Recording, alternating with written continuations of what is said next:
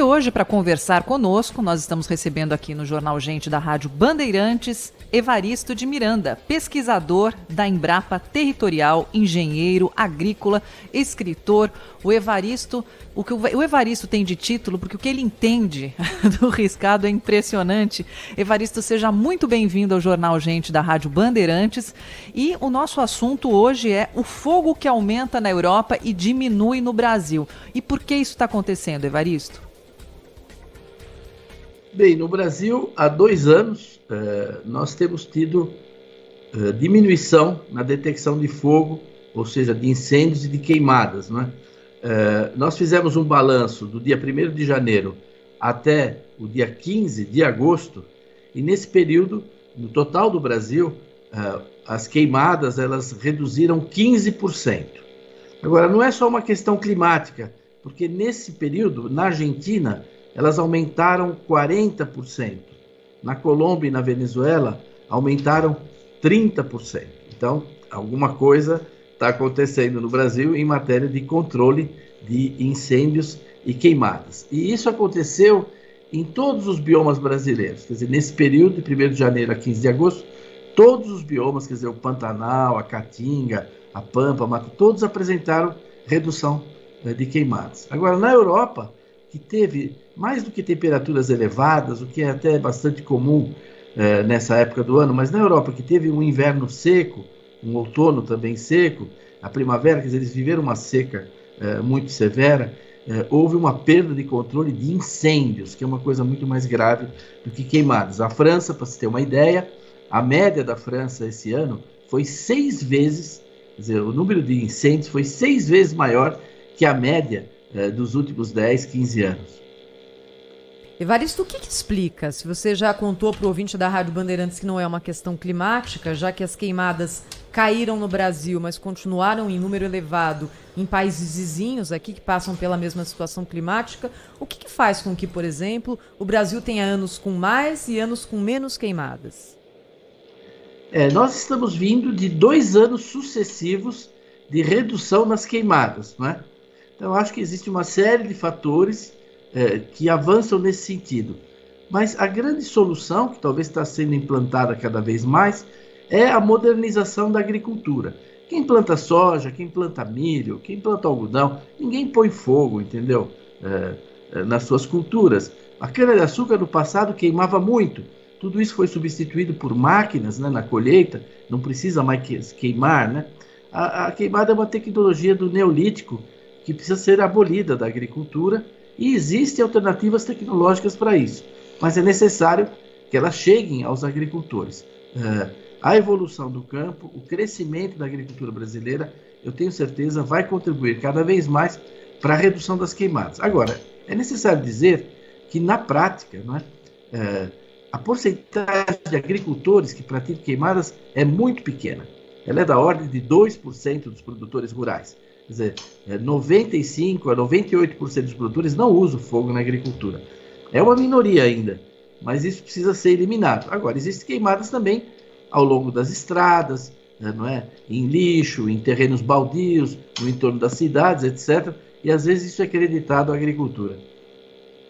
Oi, Evaristo, bom dia, é o Pedro Campos. Me explica uma coisa, por que o fogo lá na Europa é diferente do fogo aqui no Brasil, ou é o mesmo fogo? Por que eu te digo isso? Porque quando pega fogo aqui num trechinho, numa porção de terra aqui no Brasil, a gente vê um carnaval pelo mundo aí.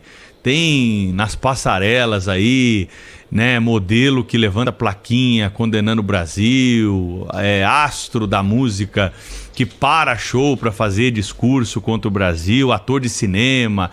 Agora pega fogo em metade da Europa lá, esses caras que moram lá, eles parecem que não vê. O fogo de lá é diferente do fogo daqui, Evaristo? Pois é, tem uma certa invisibilidade, né? Por isso a gente precisa tomar muito cuidado com toda uma retórica, né, e narrativas que se fazem, né? É inacreditável, porque é muito diferente. Lá são incêndios mesmo, incêndios florestais. Aqui você queima uma pastagem, o carbono que lança na atmosfera, quando vem a chuva na primavera, a pastagem cresce de novo e retira da atmosfera esse carbono. Quer dizer, o balanço é praticamente zero. A gente emite pouco com as queimadas no balanço anual. emite quando queima, mas depois, quando cresce o pasto, ele retira esse carbono da atmosfera. No caso das florestas que queimam na Europa, só na França, esse ano, já se queimou mais de 60 mil hectares de florestas calcinadas. Não é a chuva que vai vir agora que vai retirar da atmosfera esse carbono. Ele está indo todo para a atmosfera. Então está tendo um impacto muito grande, não é? Em termos de poluição, de emissão de carbono, e isso é agravado pelo fato da Europa estar apelando muito agora para o carvão, com a questão da crise russa, não é? E emitindo como há muitos anos nunca emitiu. Então, hoje está havendo na Europa uma emissão inacreditável de CO2. A gente se pergunta se eles vão colocar no balanço deles, não é, para os estudos de mudança climática, todo esse carbono que eles lançaram na atmosfera. Agora, o silêncio, não é, da Greta, de tanta gente, né, sobre a guerra na Ucrânia, sobre as consequências disso, sobre esses incêndios, é muito pequeno. A gente até disse aqui em tom de boutade, né, de blague, que talvez a gente podia, dada a perda de controle da França nos incêndios, e que são em torno de áreas urbanas, queimam casas, destrói patrimônio, eles pediram auxílio para os bombeiros da Áustria, da Polônia, de vários países vieram lá ajudar os franceses. A gente falou, a gente podia propor talvez a internacionalização das florestas francesas, né? Dada a dificuldade que a França está tendo de controlar essas florestas. Claro que isso é uma piada, mas também é uma piada eles virem falar de internacionalização da Amazônia, não é? Quando ocorrem queimadas lá naquele bioma. Pois é, Evaristo, eu acompanhei de perto aqui na França, né, essa fase aí dos incêndios, né, um clima, um calor, uma seca, né, que não se esperava, né, agravado aí pelos fatores que você bem mencionou, e inclusive existe agora a caça aos piromaníacos, né, que é o pessoal que coloca fogo mesmo, e que isso agora é um caso de polícia por aqui. Agora, você falou da atmosfera, né, e foi até nessa questão energética, puxou essa questão energética que é muito importante. Nós teremos a COP27 agora no final do ano, e seria uma COP normal se não tivesse acontecido essa guerra, e que tudo que se falou na COP26 foi atrasado ou adiado, enfim, foi empurrado para frente, já que, por exemplo, a Alemanha não desligou as usinas a carvão, a França dizendo que a energia das usinas nucleares é uma energia verde que não é, né? Porque existe a questão do lixo nuclear. E como é que você avalia agora essas perspectivas, né? A expectativa para essa COP27, já que a Europa, o continente, deu uma voltada para trás nessa questão energética? Grande oportunidade para o Brasil, né?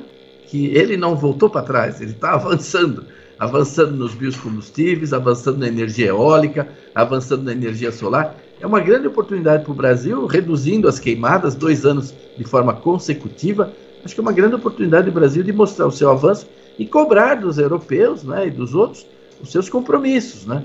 Porque eles, assim, de uma hora para outra já deixaram tudo isso de lado. Quer dizer, a conveniência é inacreditável deles nisso, né? Quer dizer, então, bom, agora por causa disso podemos emitir, etc. E seria relevante que eles apresentassem os números do que representaram essas emissões. Na França, só entre junho e julho, eles emitiram, né, com os incêndios, o equivalente a quase 1 milhão de toneladas de CO2 na atmosfera. Já teve uma situação muito parecida em 2003, muito crítica.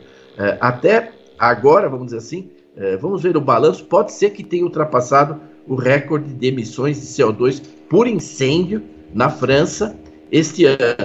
Na Espanha já ultrapassou 2003, é recorde histórico. Mas na França, isso é o equivalente de 800 mil carros emitindo sem parar, né? Ligados sem parar. Então, vamos ver o que vai acontecer nessa COP. Acho que é uma grande oportunidade para o Brasil para trazer a conversa, não é?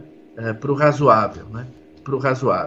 Lá, quando tem problemas, eles podem mudar tudo, né? Estão poluindo como nunca poluíram, emitindo como nunca emitiram, não é?